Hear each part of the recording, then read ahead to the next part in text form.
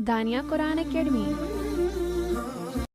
یہ قرآن وہ رستہ دکھاتا ہے جو سب سے سیدھا ہے، اور مومنوں کو جو نیک عمل کرتے ہیں بشارت دیتا ہے کہ ان کے لیے اجر عظیم ہے۔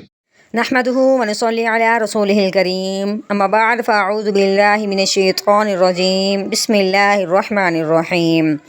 السلام علیکم ورحمۃ اللہ وبرکاتہ۔ امید ہے آپ سب خیریت سے ہوں گے، انشاءاللہ جہاں ہوں گے ایمان اور صحت کی نعمت سے مالا مال ہوں گے۔ ہاں جی، تو آغاز کرتے ہیں ہم اپنے آج کے سبق کا دعاؤں کے ساتھ۔ تو چلیے شروع کرتے ہیں۔ اللہم صلی علی سیدنا و مولانا محمد وعلی آل سیدنا وعلی آل سیدنا و مولانا محمد وبارک وسلم۔ رب اشرح لی صدری ویسر لی امری واحلل عقدۃ من لسانی یفقہوا قولی۔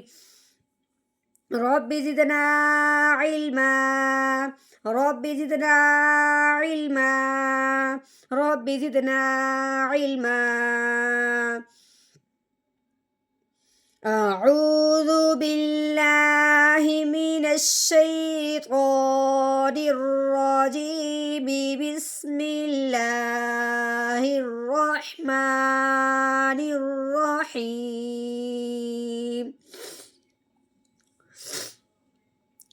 من ای شیء خلقہ۔ آج کے سبق میں ہم نے سمجھنا ہے کہ نون ساکن کو بغیر غننے کے اظہار کے ساتھ کیوں پڑھنا ہے، اور تنوین کو بھی بغیر غننے کے اظہار کے ساتھ کیوں پڑھنا ہے۔ چلیے شروع کرتے ہیں۔ ہاں جی، میم کے نیچے زیر آ گئی ہے، اس کے بعد آگے دیکھتے ہیں کہ یہ نون ہے۔ نون کے اوپر یہ جو دال نما بنی ہوئی ہے اس کو جزم کہتے ہیں۔ یہ جزم جس بھی حرف پہ آئے اس حرف کو ساکن کر دیتے ہیں، ٹھیک ہے۔ اب یہ جزم آئی ہے نون کے اوپر، تو یہ ہو گیا نون ساکن۔ نون ساکن کی اور تنوین کی بات تھوڑی مختلف ہوتی ہے، ٹھیک ہے۔ یہ جزم جس حرف کے اوپر آئے، حرف تو وہ ساکن ہی ہوتا ہے، لیکن یہ جزم جب نون کے اوپر آتی ہے نا، اس کو پڑھنے کے لیے غور و فکر کی ضرورت ہوتی ہے، کیونکہ ہم نے جب قاعدہ پڑھا تھا اس میں ہم نے حروف ہلکی یاد کیے تھے۔ حمزہ ہا، عین ہا، غین خا، 6 ہم نے حروف ہلکی یاد کیے تھے۔ ہم نے کیا پڑھا تھا کہ نون ساکن کے بعد اگر حروف ہلکی میں سے کوئی حرف آ جاتا ہے، اگلا حرف، تو پھر نون ساکن پہ غنہ نہیں کرتے، بغیر غننے کے اظہار کے ساتھ پڑھتے ہیں۔ اب یہ نون ساکن ہے، اس کو پڑھنے سے پہلے ہم نے آگے دیکھنا ہے۔ آگے ہم نے جب دیکھا ہے تو آگے یہ دیکھنے میں تو الف نظر آ رہا ہے، اس کے اوپر کیا ہے؟ زبر۔ الف کے اوپر زبر زیر پیش آ جائے تو وہ الف الف نہیں رہتا، وہ الف حمزہ بن جاتا ہے۔ اب گویا کہ ہم نے یہ سمجھنا ہے کہ نون ساکن کے بعد کیا آ گیا؟ حمزہ آ گیا، اور حمزہ کن حرفوں میں سے ہے؟ حروف ہلکی میں سے۔ اب ہم نے کیا کرنا ہے؟ نون ساکن پہ کوئی غنہ نہیں کرنا، کوئی اخفا نہیں کرنا، بغیر غننے کے اظہار کے ساتھ پڑھنا ہے۔ تو کیسے پڑھنا ہے؟ میم نون زیر مین۔ یہ اظہار کیوں ہو رہا ہے؟ حروف ہلکی کی وجہ سے۔ اظہار کیوں ہو رہا ہے؟ حروف ہلکی کی وجہ سے۔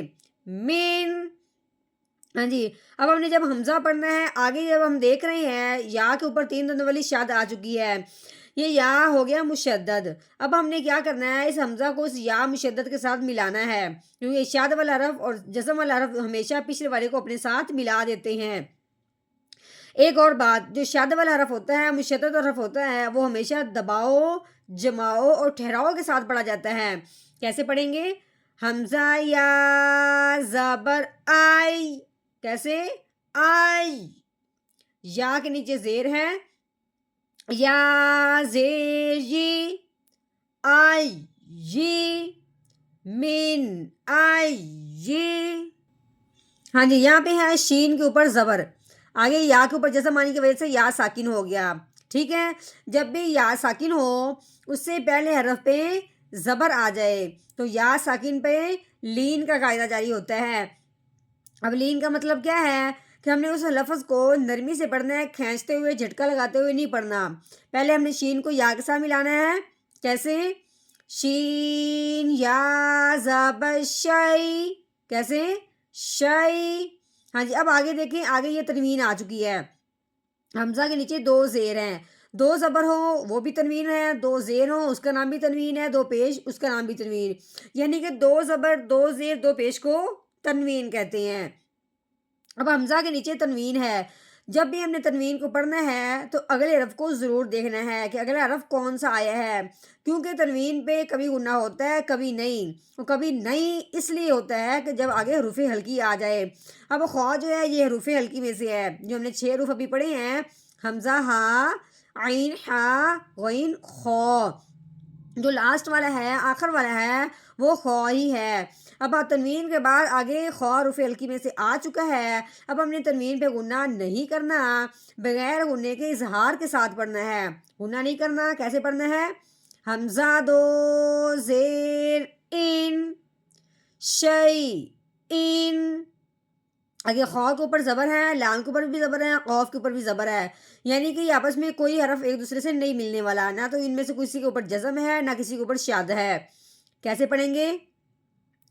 خو زبر خو، لام زبر لا، خولا، قوف زبر قو، خولا قو۔ اب یہ ہا ہے، اس کے اوپر یہ جو ہے یہ الٹا پیش ہے، اب ہم نے وقف کی صورت میں الٹا پیش کو گرا دینا ہے۔ پہلے ہم نے کیسے پڑھنا ہے؟ ہا الٹا پیش ہو، یہ ہو ہے الٹا پیش آنے کی وجہ سے۔ اب جب ہم نے وقف کرنا ہے الٹا پیش گرانا ہے، ہا کی آواز نکالنی ہے صرف، وہ بھی ساکن کرتے ہوئے، کیسے؟ خلقہ، آگے وقف، خلقہ، خلقہ، من ای شیء خلقہ،